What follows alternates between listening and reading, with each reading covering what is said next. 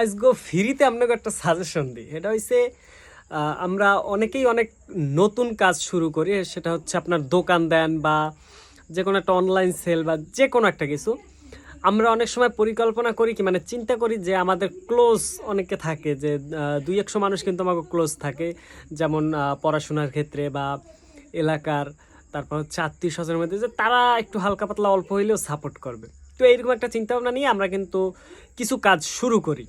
যে তারা তো একটা কম বেশি সাপোর্ট করবে তাতেই আমার চলবে। কিন্তু আসলে ভাই এই সম্পূর্ণ এটা হচ্ছে একটা কাল্পনিক চিন্তাভাবনা। তারা কখনো আপনার ভালো চায় না আর তারা করে না। সাপোজ আমি আপনাকে একটা জিনিস বলি, আমার এখানে প্রায় ৫,০০০ ফ্রেন্ড আছে যাদেরকে আমি প্রায় ৩,০০০ মানুষই চিনি। মুখ পরিচিত, ক্লাসমেট বা ইতে। আমার রিঅ্যাকশন সংখ্যা আসে কিন্তু ১০০।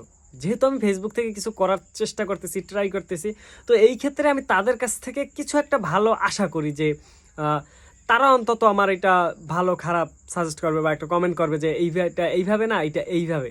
কিন্তু আসলে তারা কিন্তু করে না। কারা করে? আমি যাদেরকে চিনিও না ভাই। তো এইভাবে আমি বলি যে ১ম কিন্তু অনেক কষ্ট হইবে আপনাদের যেকোনো কাজ শুরু করতে যান না কেন। যেমন আমি আমার এই জিনিসটাই দিয়েই বলি যে মুখ পরিচিত আমি দেখছি আমার লাস্ট ৯০ দিনের মধ্যে কারা রিঅ্যাক্ট কমেন্ট করে না। আমি কিন্তু দেখছি যে সিনও করে নাই। আমি দেখলাম ব্যাপক পরিচিত মানুষ তারা লাস্ট ৯০ দিনে কোনো রিঅ্যাক্ট, কোনো কমেন্ট করে নাই। তাই যারা কাছের মানুষদের নিয়ে অনেক চিন্তা করেন আসলে এটা সম্পূর্ণ ভুয়া। তারা আসলে কোনো কাজে আসবে না।